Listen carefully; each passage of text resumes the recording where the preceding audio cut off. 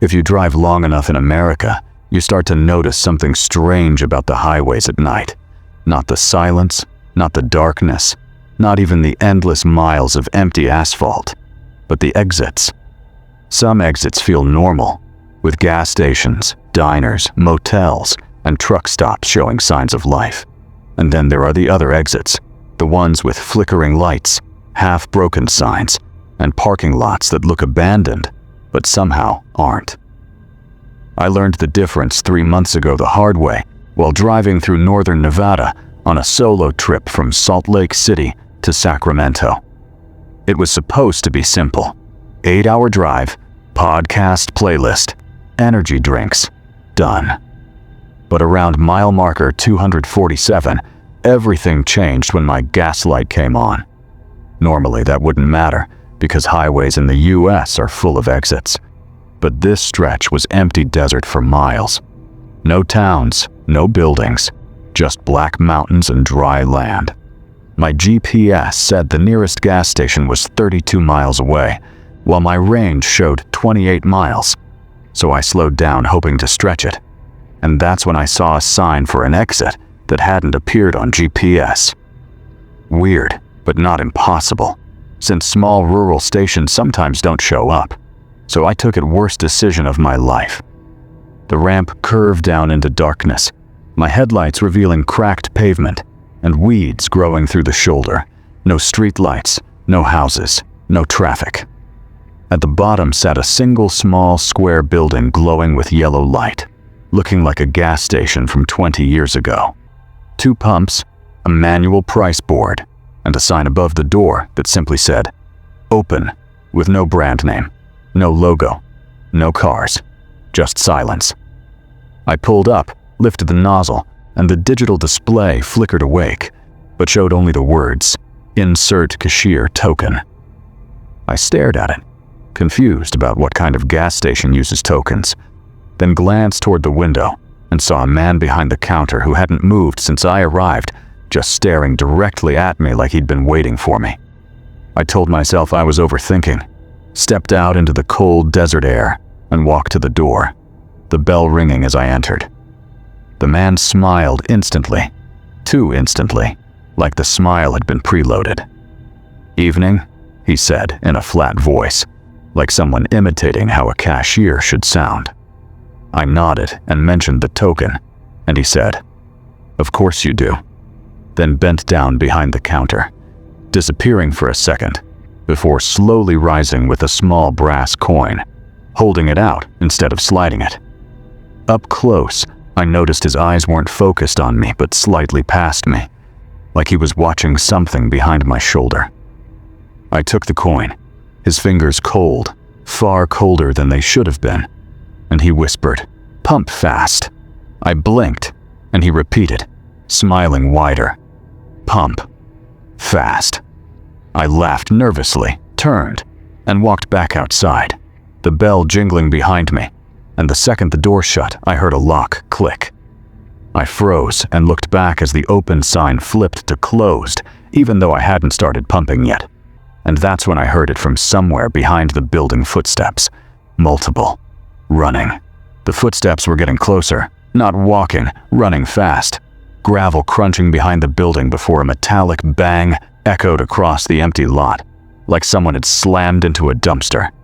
And my first instinct was simple. Get in the car and leave.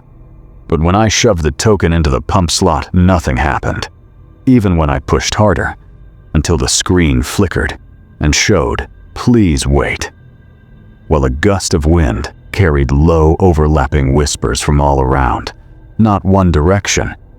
And when I looked toward the building, the man inside was still standing there, smiling and staring, except now his head was tilted like he was listening too. And behind the station, more footsteps joined. Different rhythms, different weights, at least 3 people running toward the front, toward me. So I yanked the nozzle out, muttered, "Forget it," grabbed my car door, remembered it was locked, fumbled for the key fob as the steps got louder and closer, hit unlock, and the car chirped at the exact moment the whispering stopped. Dead silent, raising every hair on my arms as I slowly looked toward the side of the building and saw nothing but darkness, even though I felt watched. Then the pump beeped and displayed "Begin fueling," even though I hadn't touched it. And behind the glass, the cashier's smile widened as he slowly raised a hand and pointed behind me. But I refused to turn, because every instinct screamed that if I did, I'd see something I couldn't unsee. Then something breathed right behind my neck, warm air brushing my skin. So I spun and saw nothing, just empty lot and night. Though the air felt disturbed, like something had moved away a split second earlier. My hands shaking as I jammed the nozzle into the tank, and fuel began flowing with a loud, strained mechanical chug like machinery unused for years. A clunk sounded from behind the building. Silence followed. I forced myself not to look, and instead watched the numbers crawl painfully slow. $3, $7, $12. Like the machine didn't want me to leave. The wind stopped completely, leaving only the grinding pump noise. Then tap something touched the roof of my car lightly like a fingertip. I stared forward, telling myself not to look. Then tap again, closer to the driver's side. My eyes lifting slowly to see nothing on the roof. Then tap from the trunk, and my breath hitched because something was circling the car. Inside the station, the cashier let out a soft, breathy chuckle, like he was watching his favorite scene. The pump suddenly stopped at $26.47 without a click. I yanked the nozzle out, slammed it back, jumped inside and locked the doors with shaking hands, dropping the keys before starting the engine. And outside, something darted past the rear of my car. Too fast to identify, too low to be a person, too tall to be an animal. So I reversed hard, headlights sweeping the lot and catching them for half a second near the building. 3 shapes standing shoulder to shoulder, too still, too thin, too tall, watching me before they stepped backward into darkness and vanished. And I floored it toward the exit as gravel sprayed and the station shrank in my mirror, its yellow lights flickering once, twice, then going out until it was pitch black like it had never been there. I didn't slow until I hit the highway, or breathe normally, until mile marker 247 flashed past, the same one where my gas light had turned on. And when I glanced down, the fuel gauge was full, even though I'd pumped barely $10, my stomach tightening as I checked the rearview mirror and saw no headlights, no cars, no station, no exit, nothing but darkness. And then my radio turned on by itself with violent static, and through it a voice whispered, "Come back." I didn't touch the radio. My hands were locked around the steering wheel, knuckles pale, breath shallow, eyes glued to the endless highway. But the static kept hissing like sand, scraping metal. And then the whisper came again, clearer, right in my ear. "Come back." So I slammed the power button again and again, even though the screen stayed black like it had no power. Yet the sound continued. Static. Breathing. Then, "You forgot something." And my stomach dropped, because now the voice wasn't coming from the speakers, but from the back seat. Though I didn't turn around. Didn't dare. My heart pounding so hard, I felt it in my teeth as the road shimmered ahead, and a reflective sign flashed in my headlights, reading exit 247, even though I'd passed it miles ago. So I whispered, "Nope. No, not happening." Pressed harder on the gas as the speed climbed and desert blurred past.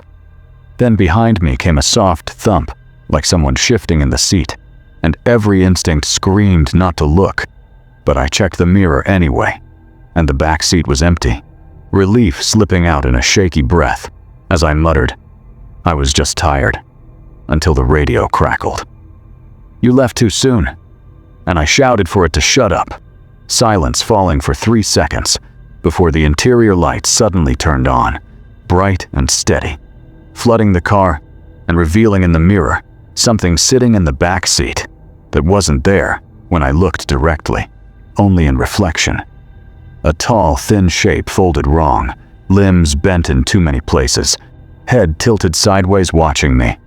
And when I spun around, the seat was empty. But in the mirror, it was still there. Closer now. Unblinking. Unmoving. Staring until slowly it raised one long arm and pointed forward. And my eyes snapped to the road, where in the moonlit lane ahead stood another figure. The same height. Same thin outline. Same tilted head. And I jerked the wheel, tires screaming as I swerved past. And for one split second, my headlights showed its face, or where a face should be. Smooth, pale skin with no features at all, like it had been erased. And I didn't breathe until it vanished behind me, while the radio whispered, "Missed us." And when I checked again, the back seat was empty, and the lights shut off, plunging the car into darkness as adrenaline shook through me, because something was very wrong with reality. But 5 miles later, headlights appeared, and relief hit hard.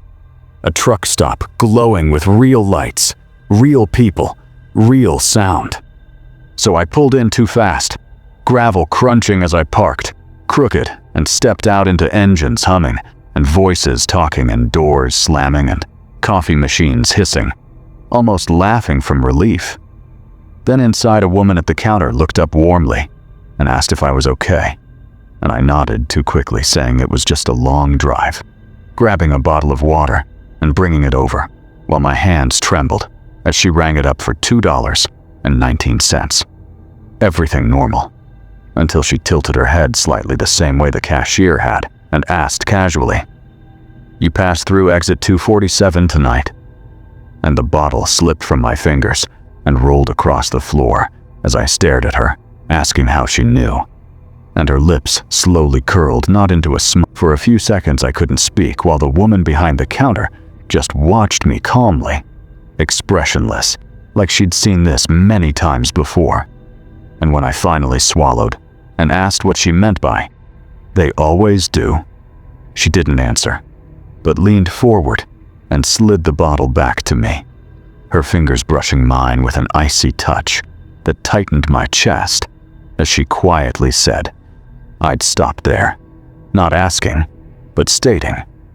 Then asked how long I'd been parked. And when I stammered maybe 5 minutes, her eyes narrowed and she said, "That was too long." The words hitting like a punch as I asked too long for what. And she glanced at the windows where trucks rumbled past in the normal world, before looking back and asking if I'd seen them, her voice dropping to a whisper. "The ones that run." And every hair on my arms lifted as I admitted and making her close her eyes briefly, like a silent prayer, before saying that meant they'd marked me, my heart slamming as I demanded what that meant.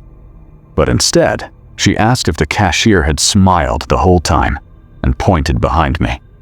And when I shakily confirmed both, she nodded and said I shouldn't still be here.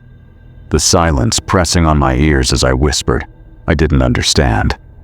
And she studied me before saying, "Nobody leaves that exit." My mind numbing as I forced a laugh she didn't return.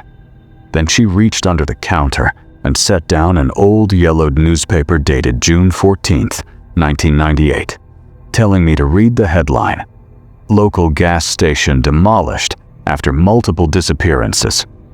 And my pulse quickened as she explained that station used to be real until 28 years ago, when a desert sinkhole swallowed the whole place overnight. Building, pumps, people, with no survivors or bodies. The ground sealing like nothing had ever been there. And when I whispered what I'd stopped at, she said, "That's what people keep asking.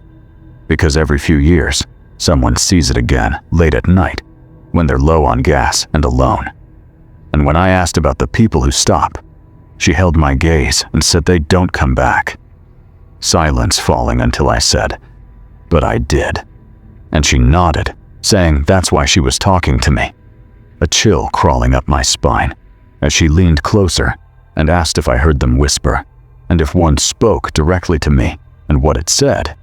And when I finally admitted it told me to come back, her face went pale, and she stepped back, telling me I needed to leave right now, her tone suddenly urgent as she stared past me at something behind me, my stomach twisting as I slowly turned toward the glass doors and saw the highway, and beyond it, under moonlight, a familiar yellow glow. The gas station, standing in the desert where it hadn't been minutes ago. The open sign flickering and a figure waiting in the doorway.